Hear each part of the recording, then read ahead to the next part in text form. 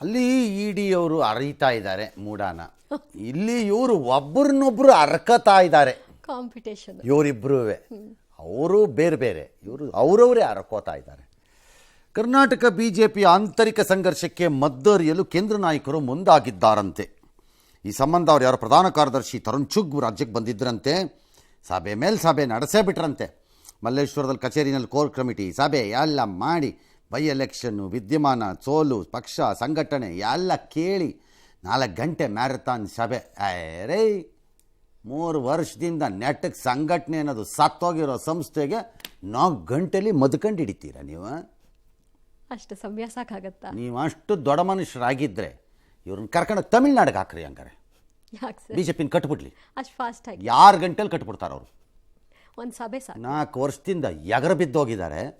ಈಗ 4 ಗಂಟೆಲಿ ಕಂಡುಹಿಡಿತಾರಂತೀವ್ರು. ದೆಹಲಿಗೆ ಹೋದ್ರು ಅವರು, ನಾನು ರಿಪೋರ್ಟ್ ಕೊಡ್ತೀನಿ ಅಂತ. ಹಾಂ ಸರ್ ಆಯಿತಾ, ಸರಿ. ಇದಕ್ಕೂ ಮುನ್ನ ಅವ್ರು ಯಾರ್ಯಾರೋ ಭೇಟಿ ಮಾಡಿದ್ರಂತೆ. ಜಿಲ್ಲಾಧ್ಯಕ್ಷರು, ಮಂಡಲ, ಬೋತು, ಮಂಡಲ, ಆಯಿತಾ. ಯತ್ನಾಳ್ ವಿರುದ್ಧ ಕ್ರಮ ಕೈಗೊಂಡ್ರೆ ಎಲ್ಲ ಸರಿ ಹೋಗುತ್ತೆ ಅಂತ ಕೆಲವರೆಲ್ಲ ಹೇಳಿದ್ರಂತೆ. ಶಾಸಕರು, ಮಾಜಿ ಶಾಸಕರು 32 ಜಿಲ್ಲಾಧ್ಯಕ್ಷರನ್ನ ಮನವಿ ಪತ್ರ ಕೊಟ್ಟರಂತೆ. ಅವ್ರು ನಾನು ತೊಗೊಳ್ಳಲ್ಲ, ನಾನು ಬಂದಿರೋದು ಅದಕ್ಕಲ್ಲ, ನಾನು ಸಂಘಟನೆ ಚರ್ಚೆ ಮಾಡೋಕ್ಕೆ ಬಂದಿದ್ದೀನಿ ಅಂತ. ಸಂಘಟನೆ ನೆಗೆದು ಬಿದ್ದು ಸತ್ತೋಗಿದೆ ಅಂತ ನಾವು ಹೇಳ್ತಿದ್ದೆ, ಅದನ್ನೇ ಬಂದು ಸಂಘಟನೆ ಮಾಡ್ತಾರಂತೆ.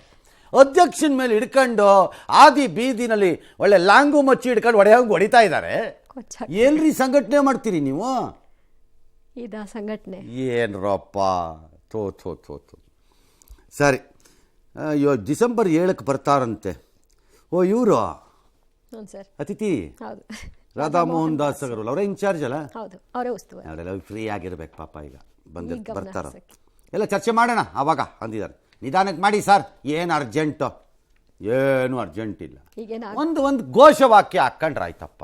ಏನಂತ ಸರ್? ಬಿಜೆಪಿ ಮತ್ತೆ ಅಧಿಕಾರಕ್ಕೆ 2075ರಲ್ಲಿ 2075 ಹಂಗೆ ಹಾಕೊಂಬಿಟ್ರೆ ಆಯಿತು. ಯಾರು ಕೇಳಂಗಿಲ್ಲ ಆಗ ಮಧ್ಯದಲ್ಲಿ. ಅಲ್ಲಿವರೆಗೂ ಏನು ಬೇಕಾದ್ರೂ ಸಿಂಪಲ್ ಡಿಕ್ಲೇರ್. ಸರಿ, ಏನಂತೆ ಇವ್ರದ್ದು? ಮುಲಾಮೋ ಮಣ್ಣು ಮುಸಿನೋ ಎಂಥದ್ದು ಒಂದು, ಅದೇನು ಹೇಳಿದಾರೆ ಫಸ್ಟ್ ನೋಡ್ಬಿಡೋಣ.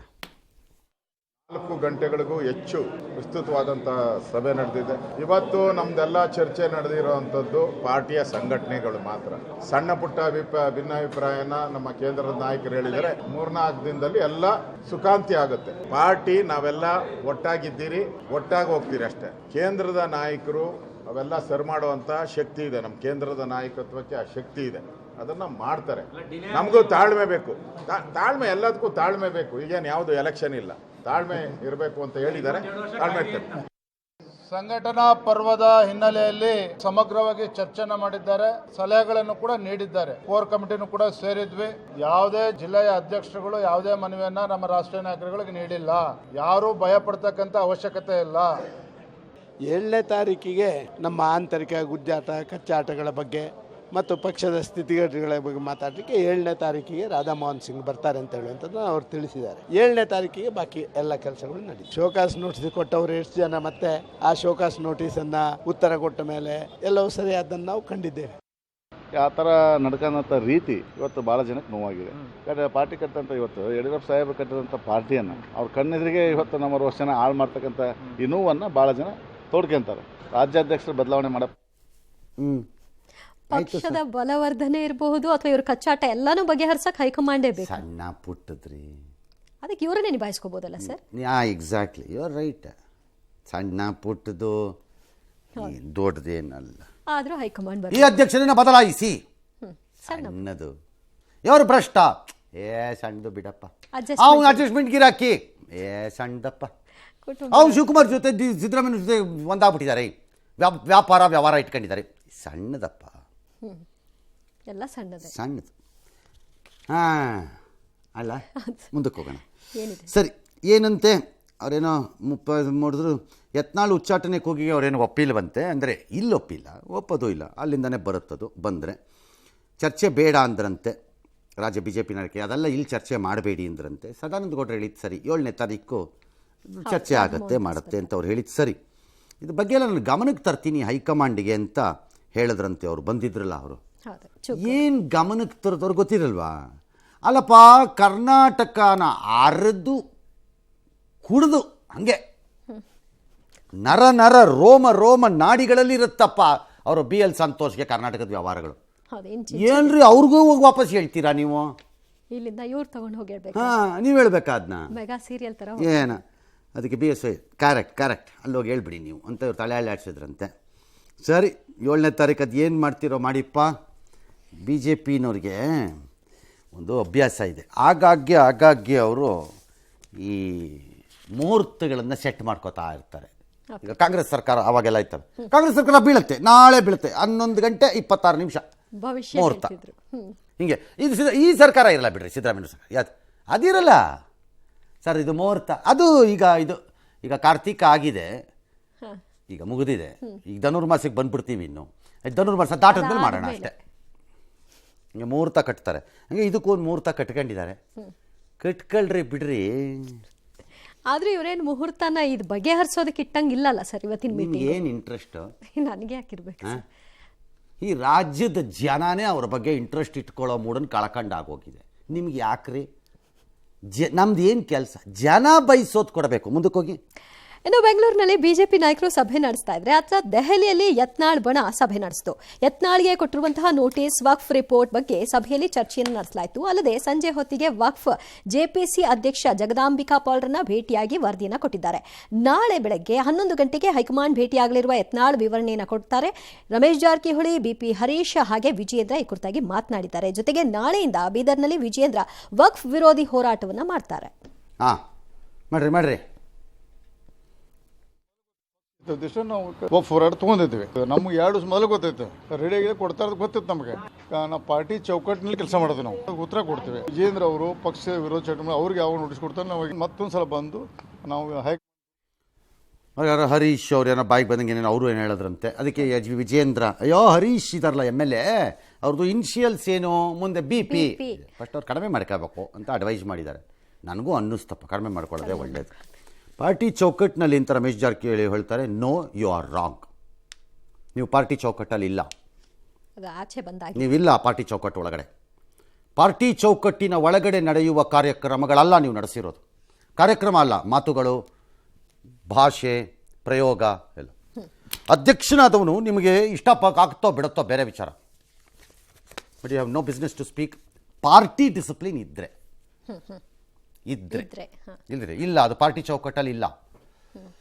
ಇದ್ದಿದ್ದರೆ ಹೈಕಮಾಂಡ್ಗೆ ಹೋಗೋದು, ಅಲ್ಲಿ ದೂರು ಕೊಡೋದು, ಅಧ್ಯಕ್ಷನ ಭೇಟಿ ಮಾಡೋದು, ಈ ಅಧ್ಯಕ್ಷ ಸರಿ ಇಲ್ಲ ಸರ್ ನಮ್ಮ ರಾಜ್ಯದಲ್ಲಿ ಅನ್ನೋದು, ಅದೇನು ಅದೆಲ್ಲ ಪಾರ್ಟಿ ಚೌಕಟ್ಟು.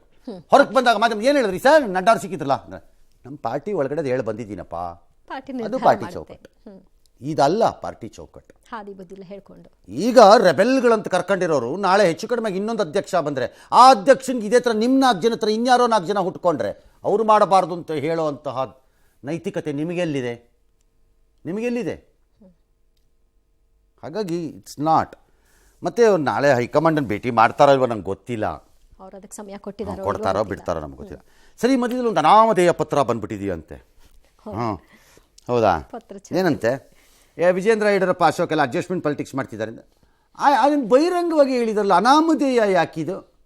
ಕೆಳಗಡೆಗೆ ಸತೀಶ್, ರಮೇಶ್ ಜಾರಕಿಹೊಳಿ, ಬಸವನಗೌಡ ಪಾಟೀಲ್, ಯತ್ನಾಳ್, ಹರೀಶ್ ಸೈನ್ ಹಾಕಿ ಕೊಡ್ಬೋದಿತ್ತಲ್ಲ. ಕಾರ್ಯಕರ್ತರು ಅನ್ನೋ ಹೆಸರು ಏನು ಪಾಯಿಂಟ್ ಏನಿದೆ ಅದರಲ್ಲಿ? What is new in it? ಏನು ಐನ್ಸ್ಟೀನ್ ಥರ ಹೊಸದ್ ಕಂಡು ಹಿಡಿದು ಬಿಟ್ಟಿದ್ದೀರಾ? ಇದು ನಮ್ಮ ಅಭಿಪ್ರಾಯ. ಎಲ್ಲವನ್ಗೂ ಪಬ್ಲಿಕ್ ಮೀಟಿಂಗ್ಗಳಿಗೆ ಸಾರ್ವಜನಿಕ ಮೀಡಿಯಾಗಳ ಮುಂದೆ ಇದು ಮಾಡಿದ್ದೀರಿ. ಅದರಲ್ಲಿಂದ ಸೀಕ್ರೆಟ್ ಇದ್ದು ದೊಡ್ಡ ಅನಾಮಧೇಯ ಪತ್ರ ಯಾರಿಂದ ಬಂದಿದೆ ಅನ್ನೋದು ಯಾರಿಂದನಾರು ಬಂದಿರಲಿ, ನಮಗೇನು ಹೋಗ್ಬೇಕ್ರಿ. ಅಮಿತ್ ಶಾ ಅವ್ರಿಗೇನೋ ಬರೆದಿದ್ದಾರಂತೆ ಕಾಗದ. ಅಮಿತ್ ಶಾ, ನಡ್ಡಾ, ಮೋಹನ್ ಭಾಗವತ್, ಪ್ರಧಾನಿ ಮೋದಿ ಅವ್ರಿಗೆಲ್ಲ ಬರೆದಿದ್ದಾರೆ. ಪ್ರಧಾನಿಗೂ ಬರೆದಿದ್ದಾರಾ? ಅವ್ರ ಹೆಸರನ್ನು ಹಾಕಿದ್ದಾರೆ. ಸರಿ, ಒಳ್ಳೇದು. ಇದೆಲ್ಲ ಒಪ್ಪಂದ ರಾಜಕೀಯ, ಒಟ್ಟು ಕೈ ಜೋಡಿಸ್ಕೊಂಡ್ಬಿಟ್ಟಿದ್ದಾರೆ. ಪೋಕ್ಸೋ ಕೇಸಲ್ಲಿ BSYಯನ್ನು ರಕ್ಷಿಸಿದ್ರು. ಅದಕ್ಕೆ ಸಿದ್ದರಾಮಯ್ಯನ ವಿರುದ್ಧ ಸಾಕಷ್ಟು ಅವಕಾಶ ಇದ್ರು, ಇವ್ರು ಕೈ ಚೆಲ್ಲಬಿಟ್ರು ಅಂತ. ಇಲ್ವಲ್ರಿ, ಪೋಕ್ಸೋ ಕೇಸ್ ಅದೇನೋ ಇನಿಷಿಯಲಿ ಆ ಥರ ಕಾಣಿಸ್ತು ನಮಗೆ. ಈಗ ಅವ್ರು ಬೇಲ್ ರದ್ದು ಮಾಡಕ್ಕೆ ಓಡಾಡ್ತಿದ್ದಾರೆ ಅಲ್ವಾ? ಅದೇನೋ ಅವ್ರು ಬೇಲ್ ರದ್ದು ಮಾಡಬೇಕು ಅಂತ ಓಡಾಡ್ತಿಲ್ವಾ? DKC ವಿಜಯೇಂದ್ರದಲ್ಲ ವ್ಯಾಪಾರದ ಹಿತಾಸಕ್ತಿ ಇದೆ. ಅಶೋಕ್ ಕೂಡ ಹಾಗೆ ಇದ್ದಾರೆ. ಅವ್ರನ್ನ ಇಳಿಸ್ಬಿಡ್ಬೇಕು, ಪಕ್ಷ ಉಳಿಸ್ಬಿಡ್ಬೇಕು. ಎಲ್ಲ ಕರೆಕ್ಟ್ರಪ್ಪ, ಇಳಿಸ್ಬಿಡ್ಬೇಕು. ಇಳಿಸಿದ ಮೇಲೆ ಏನು ಹೇಳ್ರಪ್ಪ, ಯಾರೋ ಒಬ್ರು ಯಾರು ಪ್ರಶ್ನೆಗೆ ಉತ್ತರ ಏನು? ಯಾರ ಹತ್ರವೂ ಇಲ್ಲ. ಅವ್ರವ್ರು ತೋಚಿದ್ದವ್ರವ್ರು ಹೇಳ್ಕತ್ತಿದ್ದಾರೆ. ಆ ಹೈಕಮಾಂಡನ್ನು ಎಸ್ ಹೈಕಮಾಂಡ್ ಆ ಹೈಕಮಾಂಡ್ ಅದೇ ನಿರ್ಧಾರ ಮಾಡುತ್ತೆ. ಮಾಲ್ಕೊಂಡಿದ್ದಾರೆ.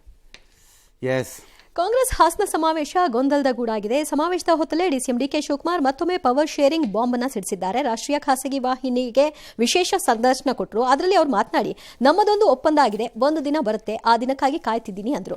ಮಾತು ಮುಂದುವರಿಸಿ, ನಾನು ಸಿದ್ದರಾಮಯ್ಯ ಚೆನ್ನಾಗಿದ್ದೀವಿ, ಪದವಿ ಹುದ್ದೆಗಳಿಗಾಗಿ ಹೈಕಮಾಂಡ್ಗೆ ಬ್ಲಾಕ್ ಮೇಲ್ ಮಾಡಲ್ಲ, ಇದೇ ನನ್ನ ವೀಕ್ನೆಸ್, ನನ್ನ ಪ್ರಾಮಾಣಿಕತೆಗೆ ಬೆಲೆ ಸಿಕ್ಕೇ ಸಿಗುತ್ತೆ, ಕೊಟ್ಟ ಜವಾಬ್ದಾರಿ ನಿಭಾಯಿಸೋದಾಗಿ ನನ್ನ ಸ್ಟ್ರೆಂತ್, ಸಿಎಂ ಹುದ್ದೆ ಇಷ್ಟಪಡೋರಿಗೆ ಆಲ್ ದಿ ಬೆಸ್ಟ್ ಅಂತಲೂ ಕೂಡ ಮಾರ್ಮಿಕವಾಗಿ ಕುಟುಕಿದ್ರು. ಇನ್ನು ಅಹಿಂದ ಸಮಾವೇಶ ಬದಲಿಗೆ ಜನಕಲ್ಯಾಣ ಸಮಾವೇಶ ಅಂತ ಹೆಸರನ್ನ ಬದಲಾಯಿಸಲಾಗಿದೆ. ಹೀಗಾಗಿ ಸಿದ್ದರಾಮಯ್ಯ ಆಪ್ತರು ಸೈಲೆಂಟ್ ಆಗಿದ್ದಾರೆ. ಆದರೆ ಸಮಾವೇಶ ಮುಗಿಯುವವರೆಗೆ ಎಲ್ಲರೂ ಕೂಡ ಆಕ್ಟಿವ್ ಆಗಿರುವಂತೆ ಸಿಎಂ ಕಿವಿ ಮಾತನ್ನ ಹೇಳಿದ್ದಾರಂತೆ. ಹಾಗಾಗಿ ಸಚಿವ ರಾಜಣ್ಣ ಅವರು ಭೇಟಿ ಕೊಟ್ಟರು, ಪರಿಶೀಲನೆ ನಡೆಸಿದ್ರು. ಒಗ್ಗಟ್ಟಿನಿಂದ ಐತಿಹಾಸಿಕ ಸಮಾವೇಶ ಮಾಡ್ತೀವಿ ಅಂತ ಹೇಳಿದ್ರು.